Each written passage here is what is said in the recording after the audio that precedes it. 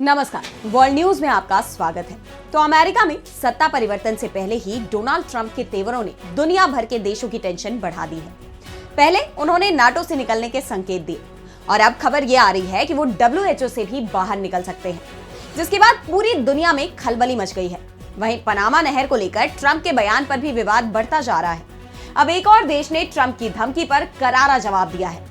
तो कैसे ट्रंप के सत्ता में आने से पहले दिख रही है दुनिया में बेचैनी, इसी पर हम करेंगे चर्चा। लेकिन आइए जरा उन खबरों को भी देख लें जिन पर आगे होगी बात। क्या हिंदुस्तान शेख हसीना को भेजेगा बांग्लादेश? खत्म होगा इजराइल हमास का युद्ध? और चलते चलते में देखेंगे पाकिस्तान को लगा बड़ा झटका। तो एक बार फिर डोनाल्ड ट्रंप के बयान से हड़कंप मच गया है। अब ट्रंप ने WHO यानी वर्ल्ड हेल्थ ऑर्गेनाइजेशन से अमेरिका के बाहर निकलने के संकेत दिए हैं। जॉर्जटाउन यूनिवर्सिटी के ग्लोबल हेल्थ प्रोफेसर लॉरेंस गोस्टिन का दावा है कि अमेरिका जल्दी ही विश्व स्वास्थ्य संगठन से अलग होने का फैसला कर सकता है। नवनिर्वाचित राष्ट्रपति डोनाल्ड ट्रंप अपने पद की शपथ लेने के तुरंत बाद ही इसका ऐलान कर सकते हैं। आपको बता दें कि यह पहली बार नहीं है जब इस तरह का दावा किया गया हो। ट्रंप खुद कई बार इस तरह के संकेत दे चुके हैं। वो शुरू से ही WHO की आलोचना करते रहे हैं। ट्रंप अपने पिछले कार्यकाल में भी ऐसा ही चाहते थे। उन्होंने कई मौकों पर WHO को चीन की कठपुतली बताया। 2020 में कोरोना के कहर के दौरान उन्होंने आरोप लगाया था कि WHO ने एक बार भी कोरोना के प्रकोप के लिए चीन की आलोचना नहीं की, जबकि दावा यह किया जाता है कि यह वायरस चीन के ही लैब में विकसित हुआ। चीन के वुहान शहर में सबसे पहले इस महामारी का आउटब्रेक भी हुआ था। ऐसे में 2020 में भी डोनाल्ड ट्रंप ने बतौर अमेरिका के राष्ट्रपति विश्व स्वास्थ्य संगठन से अलग होने का फैसला कर लिया था और इसके लिए प्रक्रिया भी शुरू कर दी गई थी। लेकिन 6 महीने बाद ही जो बाइडेन ने सत्ता में आते ही उनका यह फैसला पलट दिया था। लेकिन अब जब ट्रंप दोबारा सत्ता संभालने जा रहे हैं तो कयास ये लगाए जा रहे हैं कि वो इसकी घोषणा फिर से कर सकते हैं। हालांकि अभी तक ट्रंप और उनकी ट्रांजिशन टीम की तरफ से इस मुद्दे पर कोई टिप्पणी नहीं की गई। लेकिन अगर अमेरिका WHO से अलग होता है तो ये उसकी ग्लोबल हेल्थ पॉलिसी के लिए काफी बड़ा बदलाव होगा। साथ ही पूरी दुनिया पर इसका असर पड़ेगा, क्योंकि WHO में सबसे ज्यादा फंडिंग अमेरिका करता है, जो इस संगठन को दुनिया भर के हेल्थ इमरजेंसी से निपटने के लिए मददगार साबित होता है। लेकिन अमेरिका का बाहर निकलना मतलब इस फंडिंग का खत्म होना। ऐसे में WHO पूरी तरह से ठप हो जाएगा और खासकर गरीब देश जैसे कि अफ्रीका के देश, जहां कई तरह की महामारियों का प्रकोप देखा जाता है, उनके लिए इससे निपटना मुश्किल हो जाएगा। और कोरोना के बाद WHO को जहां मजबूत करने की मांग उठ रही है, ऐसे में अमेरिका का ये कदम उसे और कमजोर बना देगा, जिसका असर भविष्य में आने वाली स्वास्थ्य आपदाओं से निपटने की वैश्विक तैयारियों पर भी पड़ेगा। वहीं पनामा नहर पर वापस से कब्जा करने की ट्रंप की धमकी का असर दूर दूर तक दिखाई दे रहा है। बीते दिन पनामा के राष्ट्रपति ने साफ कर दिया था कि नहर का प्रत्येक वर्ग मीटर पनामा का है और आगे भी उनके देश का ही रहेगा। वो अमेरिका को इसे छीनने नहीं देंगे। और अब कोलंबियाई राष्ट्रपति ने पनामा की स्वतंत्रता और संप्रभुता के लिए समर्थन व्यक्त किया है। कोलंबियाई राष्ट्रपति गुस्तावो पेट्रो ने एक्स पर लिखा कि मैं पनामा और उसकी संप्रभुता की रक्षा के पक्ष में रहूंगा। अगर नया अमेरिकी प्रशासन व्यापार पर बात करना चाहता है तो हम आमने सामने और अपने लोगों की भलाई के लिए व्यापार पर बात करेंगे, लेकिन हम कभी भी सम्मान और गरिमा पर बातचीत नहीं करेंगे। यानी ट्रंप के बयान ने बड़ा विवाद शुरू कर दिया है। लेकिन वो यही नहीं रुके, उनका एक और बयान सामने आया है जो चर्चा का मुद्दा बन गया है।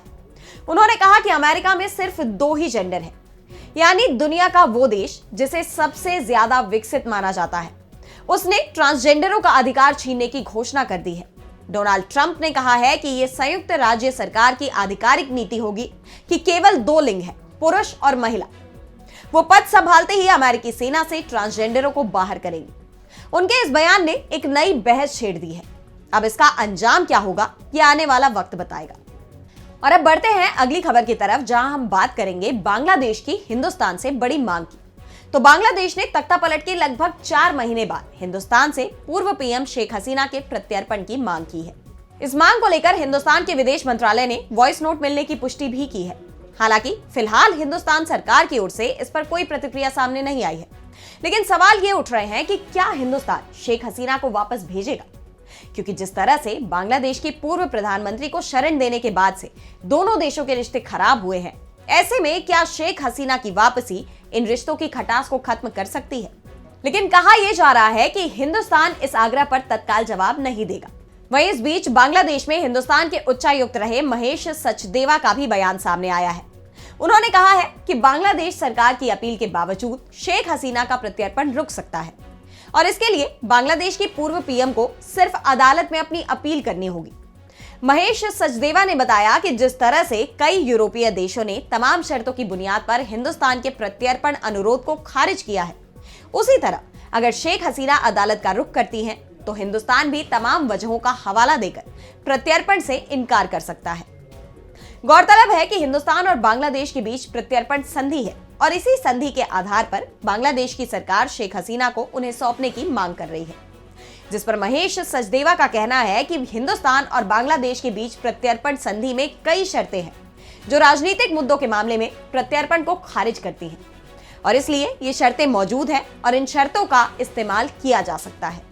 वहीं शेख हसीना के बेटे साजिद वाजेद ने यूनुस सरकार की इस मांग को पूरी तरह से पॉलिटिकल स्टंट बताया है। उन्होंने कहा कि ये यूनुस सरकार का अवामी लीग के नेतृत्व को सताने के लिए एक और हमले का प्रतीक है। साथ ही उन्होंने ये भी कहा कि उन्हें बांग्लादेश की न्याय प्रणाली पर यकीन नहीं है और ऐसे में ये तो साफ है कि शेख हसीना फिलहाल देश वापसी के मूड में नहीं है। आपको बता दें कि 5 अगस्त को बांग्लादेश में तख्ता पलट के बाद बनी यूनुस सरकार ने हसीना पर तमाम तरह के गंभीर इल्जाम लगाते हुए 225 से ज्यादा मुकदमे दर्ज किए हैं। वहीं बांग्लादेशी सरकार का यह भी कहना है कि हिंदुस्तान में रहते हुए हसीना की तरफ से दिए जा रहे बयानों से दोनों देशों के संबंध बिगड़ रहे हैं। ऐसे में अब देखना होगा कि बांग्लादेश की इस मांग पर हिंदुस्तान की सरकार क्या रुख इख्तियार करती है। और अब अगली खबर में बात मिडिल ईस्ट की, तो खबर यह आ रही है कि जल्दी ही इजराइल हमास का युद्ध खत्म हो सकता है। इजरायली प्रधानमंत्री बेंजामिन नेतन्याहू ने खुद इसकी उम्मीद जताई है। नेतन्याहू ने इजराइल की संसद में बताया कि गजा में बंधकों की रिहाई के लिए बातचीत में कुछ प्रगति हुई है, हालांकि युद्ध 14 महीने से जारी है।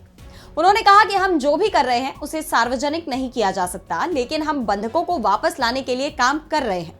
मैं ये कह सकता हूं कि कुछ प्रगति हुई है और जब तक सभी बंधक वापस नहीं आ जाते हम काम करना जारी रखेंगे। दरअसल हाल ही में कतर, मिस्र और अमेरिका की मदद से इजराइल और हमास के बीच दोहा में अप्रत्यक्ष रूप से बातचीत हुई थी, जिसके बाद से समझौते की उम्मीद फिर से जग गई है और क्योंकि अब ये युद्ध इजराइल के लिए भी मुश्किलें खड़ी कर रहा है, इजरायली पीएम के खिलाफ लोगों में आक्रोश बढ़ता जा रहा है। इजरायली बंधकों के परिवारों ने सरकार की कोशिशों की ईमानदारी पर सवाल उठाए हैं और आलोचक ये आरोप लगा रहे हैं कि नेतन्याहू युद्ध विराम वार्ता में बाधा डालने और अपने दक्षिणपंथी गठबंधन सहयोगियों को खुश करने के लिए युद्ध को लंबा खींच रहे हैं। ऐसे में अब नेतन्याहू का ये बयान सामने आया है। वहीं हमास ने पहले ही कहा है कि युद्ध विराम और बंधकों की अदला बदली पर एक समझौते तक पहुंचने की संभावना पहले से ज्यादा है, बशर्ते दुश्मन नई शर्तें न लगाए। ऐसे में कयास लगाए जा रहे हैं कि जल्दी ही ये जंग थम सकती है, लेकिन इजराइल के तेवर पल पल में बदलते नजर आ रहे हैं। इजराइल ने 6 महीने बाद हमास की चीफ इस्माइल हानिया को मारने की जिम्मेदारी ली है। हमास के राजनीतिक ब्यूरो के प्रमुख रहे इस्माइल हानिया की इसी साल जुलाई में ईरान की राजधानी तेहरान में हत्या कर दी गई थी। ईरान और हमास ने हानिया की हत्या के लिए इजराइल को जिम्मेदार ठहराया था, जिसके बाद ईरान और इजराइल में भी जंग के हालात बन गए थे, लेकिन इजराइल ने सार्वजनिक रूप से यह स्वीकार नहीं किया और अब इजरायली रक्षा मंत्री इजराइल काट्ज ने हुतियों को धमकी देते हुए पहली बार माना है कि उसने ही ईरानी राष्ट्रपति महमूद पेजेश्कियान के शपथ ग्रहण में हिस्सा लेने गए हानिया की जान ली थी। इसके साथ ही इजराइल की तरफ से हुतियों को चेतावनी भी दी गई कि वो उनके नेताओं का सिर कुचल देंगे, जैसा उन्होंने तेहरान, गजा और लेबनान में हानिया सिनवार और नसरअल्लाह के साथ किया था। ऐसे में ये जंग थमेगी या और बढ़ जाएगी, सवाल इस पर है। और अब चलते चलते में देखेंगे पाकिस्तान को लगा बड़ा झटका। तो ब्रिक्स में सदस्यता पाने की उम्मीद रखने वाले पाकिस्तान को बड़ा झटका लगा है। हिंदुस्तान के कड़े विरोध की वजह से पाकिस्तान न सिर्फ ब्रिक्स की सदस्यता से वंचित हुआ, बल्कि उसे पार्टनर कंट्रीज की लिस्ट में भी जगह नहीं मिल पाई। इस बीच तुर्की ने खुद को ब्रिक्स पार्टनर कंट्रीज की लिस्ट में शामिल करवाकर अहम फायदा ले लिया है। रूस ने हाल ही में 13 पार्टनर देशों के नाम का ऐलान किया है और इन देशों में Algeria, Belarus, Bolivia, Cuba, Indonesia, Kazakhstan, Malaysia, Thailand, Turkey, Uganda, Nigeria, Uzbekistan और वियतनाम शामिल हैं। ये देश 1 जनवरी 2025 से ब्रिक्स के पार्टनर देश बनेंगे। वहीं पाकिस्तान, जो कि चीन और रूस के समर्थन से ब्रिक्स में एंट्री लेने की कोशिश में था, वो इस लिस्ट में जगह बनाने में नाकाम रहा है। माना जा रहा है कि पाकिस्तान की ब्रिक्स में शामिल होने की कोशिशें हिंदुस्तान के सख्त रुख की वजह से विफल रहीं। वहीं उधर पाकिस्तान की इस नाकामी की अपने देश में तीखी आलोचना हो रही है। विदेशी मामलों की जानकार मरियाना बाबर ने इसे पाकिस्तान के विदेश मंत्रालय की कंप्लीट फेलियर करार दिया है। बता दें कि ब्रिक्स में नए सदस्य देशों को शामिल करने के लिए सभी संस्थापक सदस्यों की सहमति जरूरी होती है और हिंदुस्तान ने पाकिस्तान की दावेदारी का कड़ा विरोध किया, जिससे उसके लिए दरवाजे बंद हो गए हैं। यह तब हुआ जब चीन और रूस ने पाकिस्तान का समर्थन करने की कोशिश की थी। तो आज इस वर्ल्ड बुलेटिन में इतना ही। देश दुनिया की तमाम बड़ी खबरों के लिए बने रहिए डीवी लाइव के साथ और मुझे दीजिए इजाजत। नमस्कार।